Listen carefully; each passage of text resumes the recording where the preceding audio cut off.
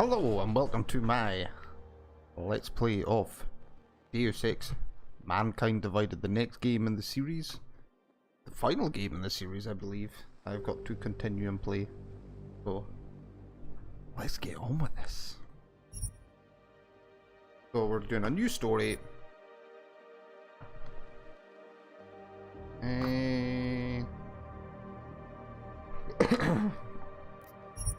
I think... No, we're not going to do a challenge. No, that's not what I wanted to do. Damn it!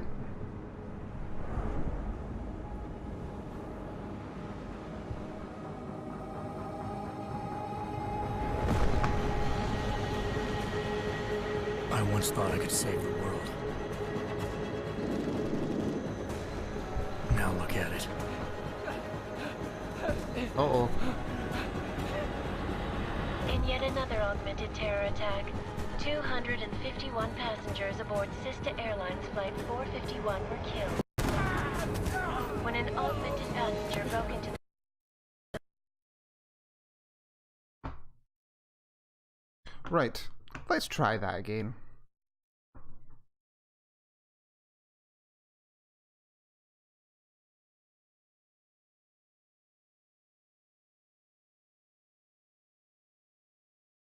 I want to try on the harder difficulty.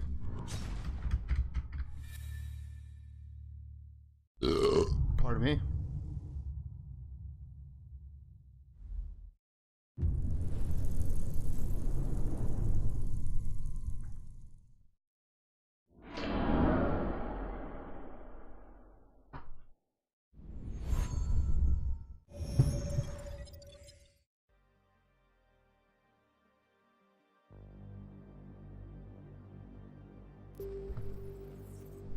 Right, story.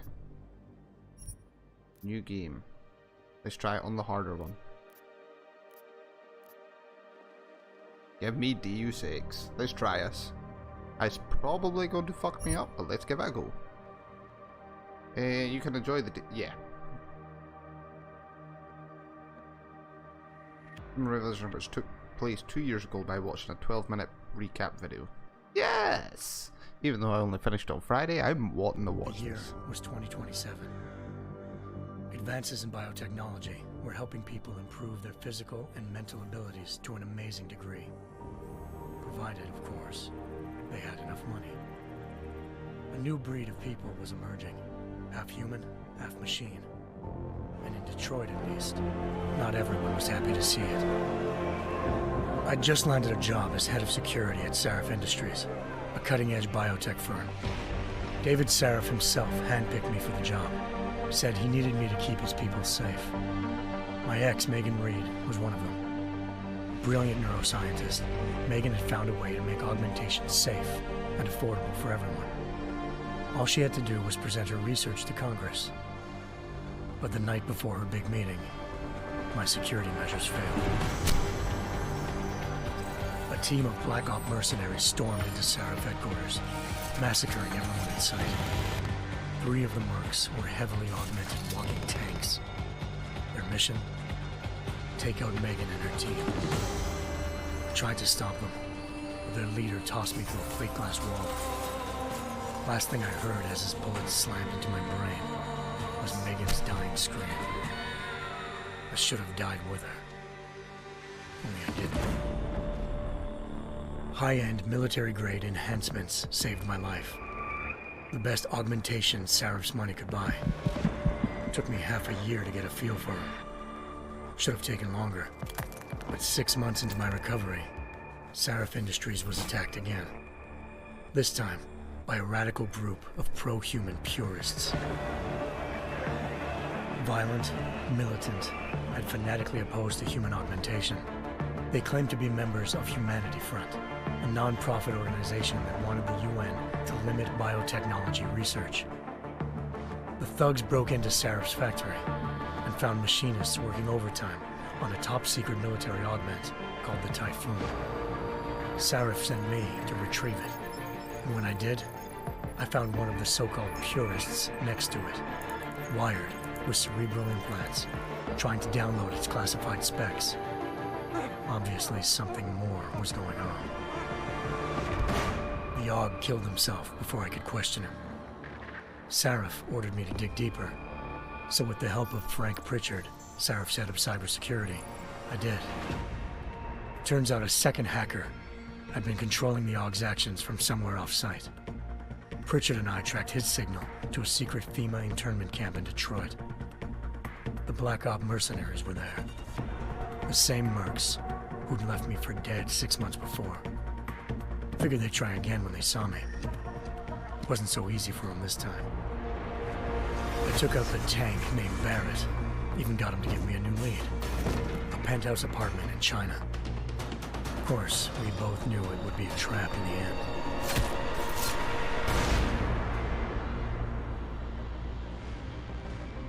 Hengsha Island, China. Home to a city so crowded, they had to build a second city on top of it. Trying to find clues in Hengsha wouldn't be easy. Lucky for me, I wasn't alone. Farida Malik, Sarif Industries' ace pilot, had lived in Hengsha before. A good person to have on your side. She knew enough about the place to get me around. Malik dropped me in the lower city, close to the penthouse Barrett had told me about. Bell Tower Associates, a private security firm under contract to the Chinese government, had agents tossing the suite when I arrived. Just not for the reason I'd been expecting. Turns out the man who lived there was a criminal hacker named Van Bruggen. The same hacker who'd been remotely controlling the AUG in Sarif's factory. Van Bruggen's panicked decision to force the man to commit suicide had been a mistake. Now his mercenary partners were gunning for him, and I needed to find him before they did. Locating Van Bruggen meant playing nice with the Triads, Hengsha's organized crime lords. They had the hacker holed up inside a low-rent capsule hotel.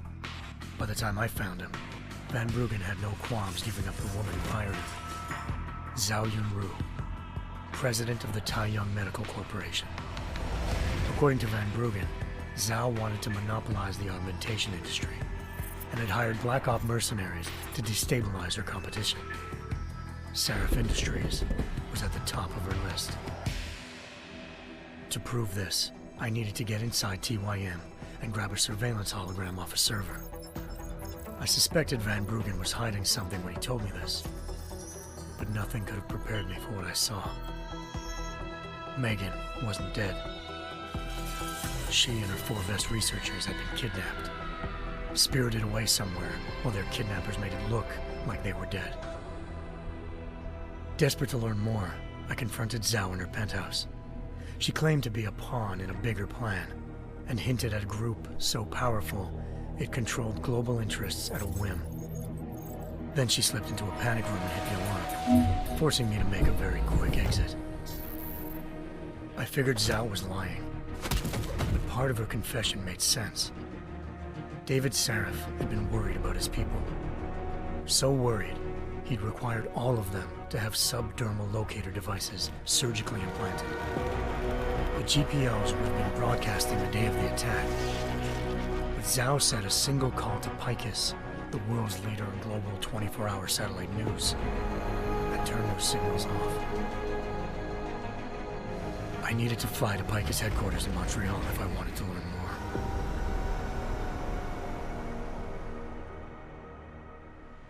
Eliza Kassan, Picus Communications' First Lady of News. Malik thought I was reaching when I told her Eliza was involved in this.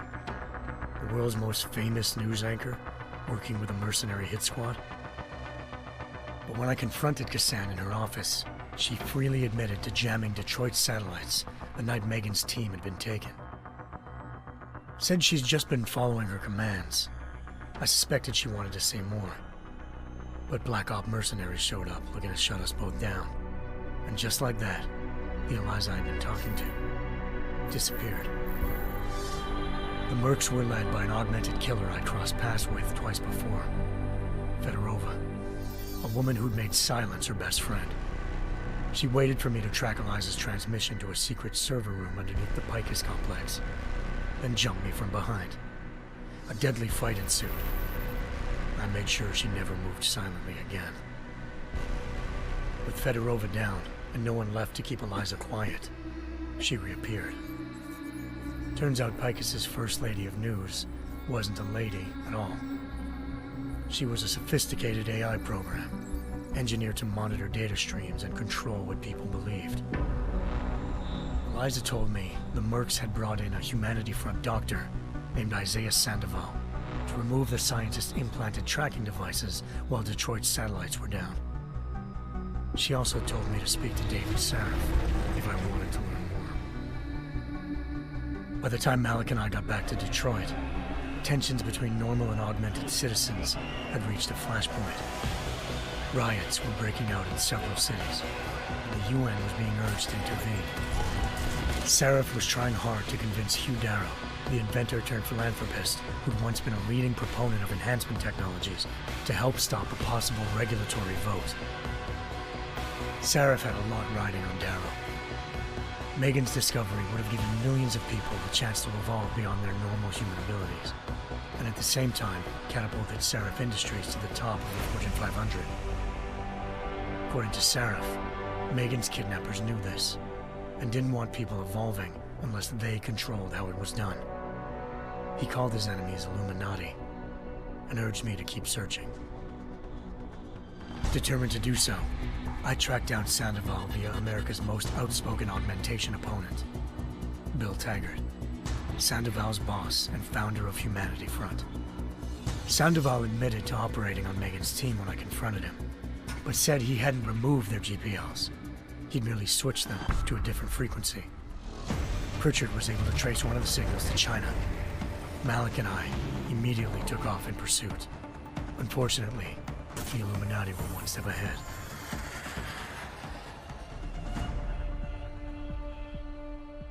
Ambushed. Shot out of the sky by Bell Tower Associates, seconds after entering Hengsha's airspace. Malik's piloting skills saved me. After a tense and bitter struggle, I escaped into Lower Hengsha. The tracking signal I was following led straight to the Triads, or more specifically, to the augmented arm of Tong Si-hung, leader of a gang of augmentation harvesters. Tong said they'd taken the arm off a corpse, which Bell Tower had left at their door, meaning at least one of Sarif's scientists was dead. Maybe not the rest of them, though. Tong pointed me to a port used for human trafficking and helped me slip aboard a Bell Tower ship. It was sailing to Rifleman Bank Station, a military base in the South China Sea. Bell Tower was holding kidnapped civilians as prisoners there, and using them to perfect the Hyron Project, a human-computer interface that left most of its test subjects dead. My search for Megan would have ended then, if not for a mysterious ally named Quinn.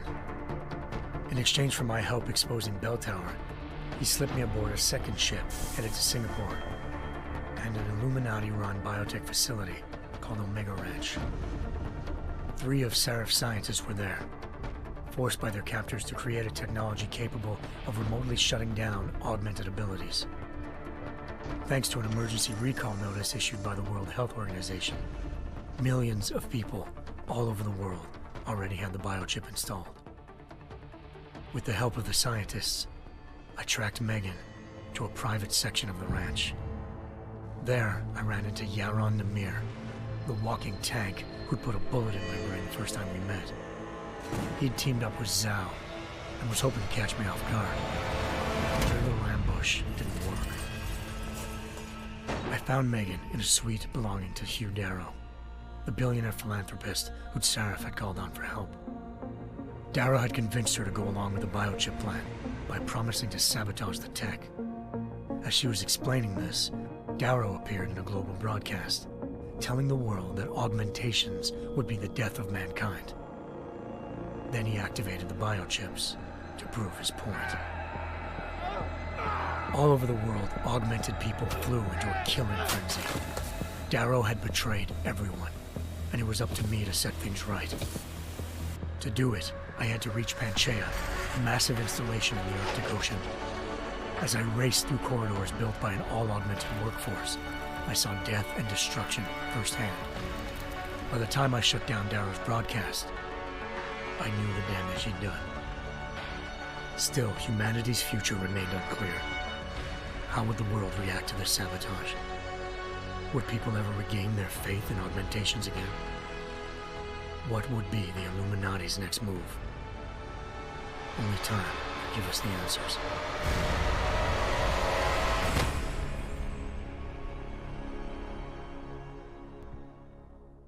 That was a nice little recap of Human Revolution.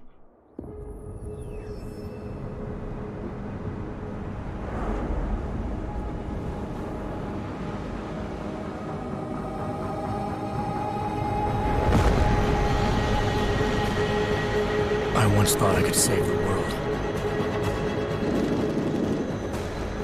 Now look at it.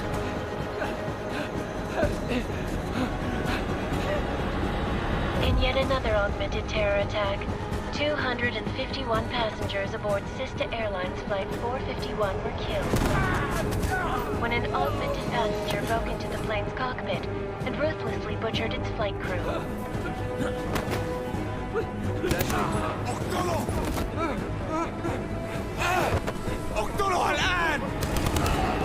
Details recovered from the black box recorder suggest that the man may have been suffering flashbacks to the AUG incident. That horrible day 2 years ago when augmented people all over the world flew into a psychotic killing spree, causing the greatest loss of life in recent history. Sometimes, you just have to let go. And embrace what you've become. Not gonna go all wonky on us now, Hansa, are you? Well, if I do, McCready, I guarantee you'll never see it coming. Agent Jensen! Am I gonna have a problem with you? No, sir. No reason to assume you would. Good, because you are the only augmented operative on this team, and I intend to make good use of you.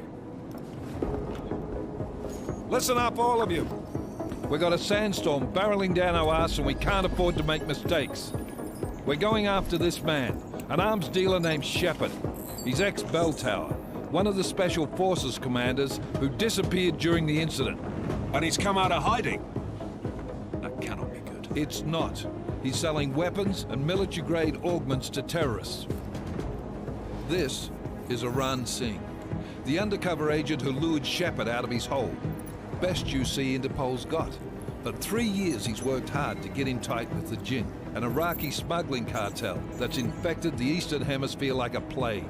Last week, our arms dealer sent a message to the Jinn, offering to sell them a shitload of black market merchandise dirt cheap. They told Singh to handle the buy. They're not gonna like it when Interpol disrupts their party. Is Singh's cover really that good? It is right now. We need to keep it that way. This is where the deal's going down. A half-finished high-rise hotel that's been abandoned ever since the incident. It's not a pretty picture inside. Let me guess. Most of the laborers were augmented with heavy-duty industrial rigs. So when the incident hit, and they all went schizo, things got gruesome real fast. And no one, except for some homeless junkies, have been inside the place ever since. So what's the plan, Director? Singh's meeting Shepard on the ground floor, inside the hotel's main atrium. He sent the bulk of his Jinn crew to the penthouse levels to secure a vantage point.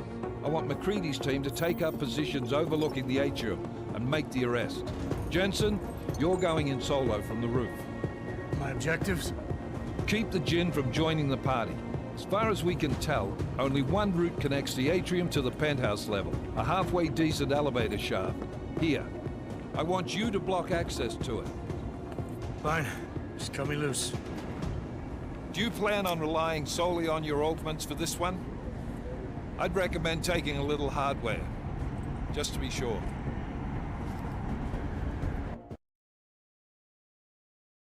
Oh, do we get a decision now? I have to say the graphics look a lot better in this one compared to the last one.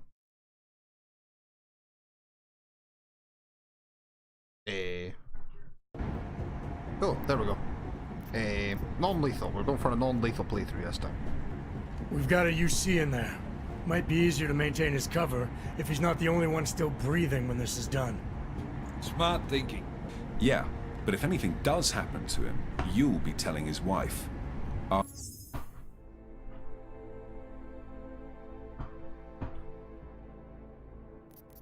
Right, options. Display. I thought we had the subtitles on.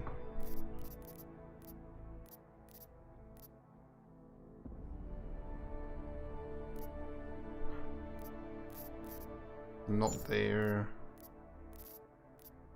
Gameplay, maybe?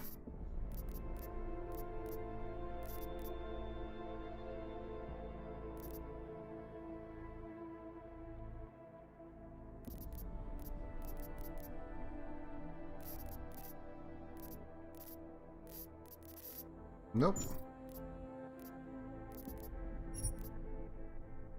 Turn that down a little bit. About 60. Subtitles, there we go. After you get out of the hospital, of course. What about range? There's lots of wide spaces and high ceilings in there, but a number of tight and constrained rooms too.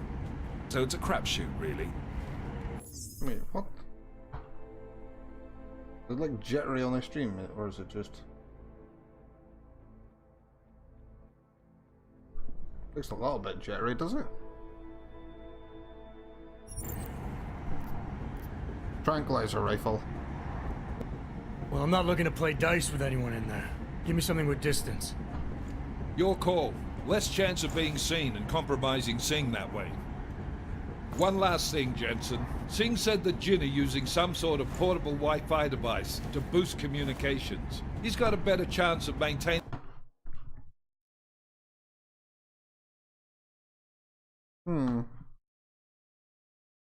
Can't quite tell.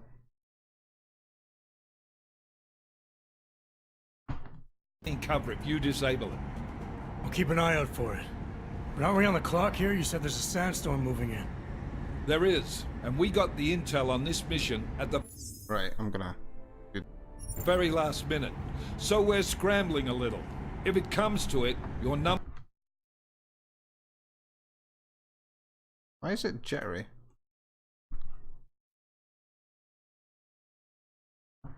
one priority is keeping the Jinn out of that atrium. I really don't know why.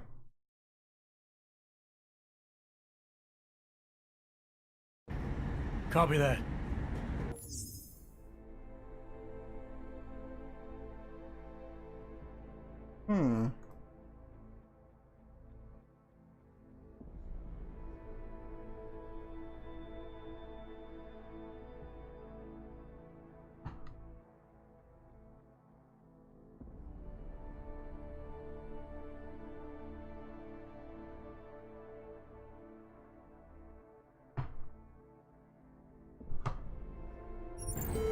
Time to put away your happy thoughts, gentlemen.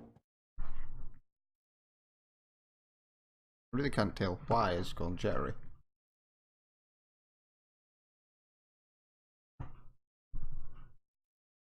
That's very strange.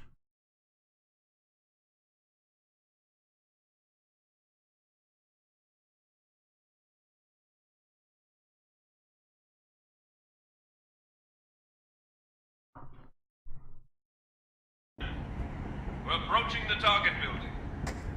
You're up first, Jensen. That looks Let's a bit do better this.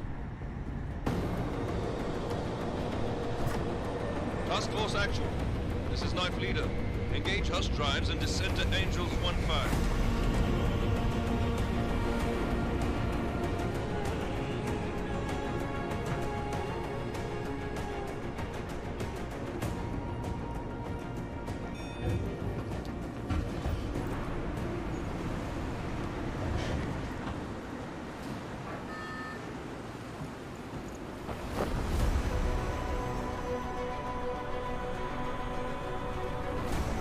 Are you crazy, Jensen?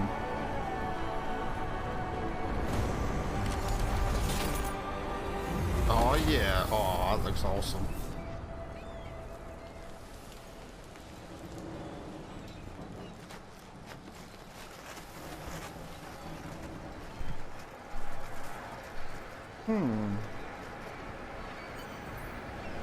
Oh,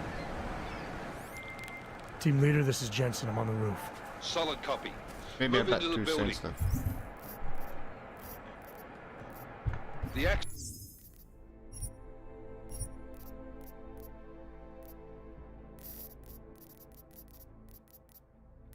Take it down to about 30. Well, we'll do it same.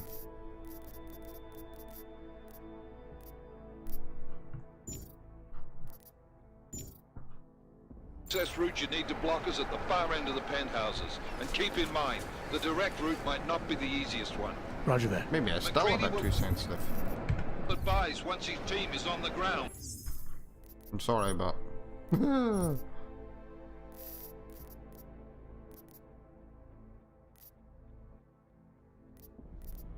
What?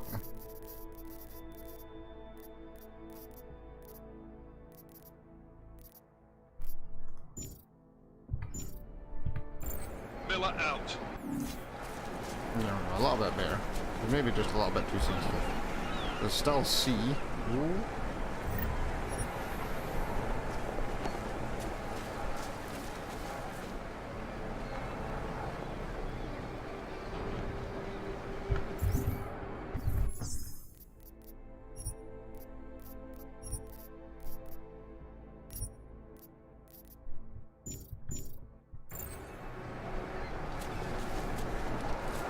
Bit better now.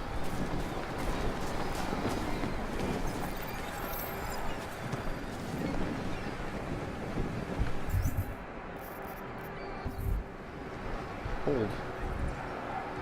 Right.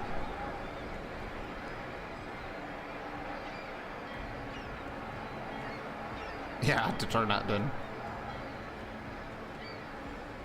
I'm quite happy with that.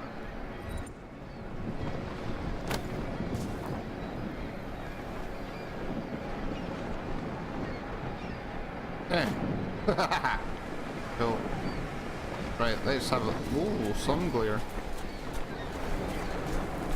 Was he trying to get into the toilet when he got killed?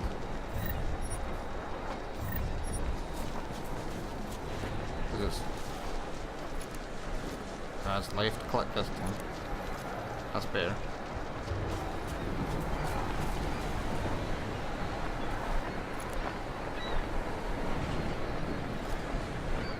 Right, let's go.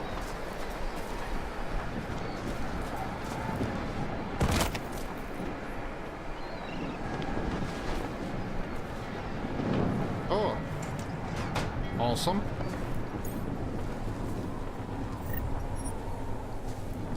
Gonna pick up a sledgehammer. Wait, what? Jensen, we're moving through... Oh, fuck! What's wrong? The Gen have got a few Jennies up and running. We're gonna have to hack keypad. What are these? Triangle codes have been hidden around the game. Scan them using your phone and the Deus Ex Universe app to access exclusive content. Wait, what? Cool. It's... You should enjoy it, McCready. They have colors and shapes. Just remember, red means bad. Fuck you. Red means bad. Right, so what's the buttons to access our abilities?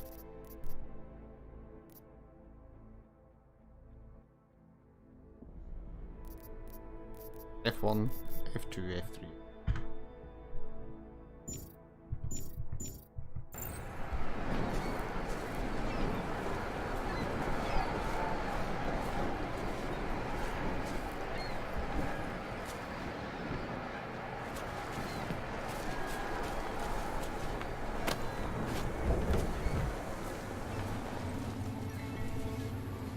Anything here? No.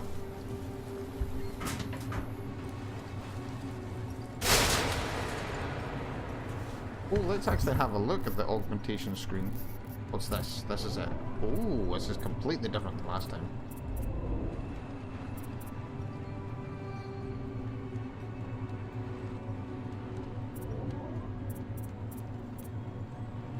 That's right, it's a completely different radar system this time.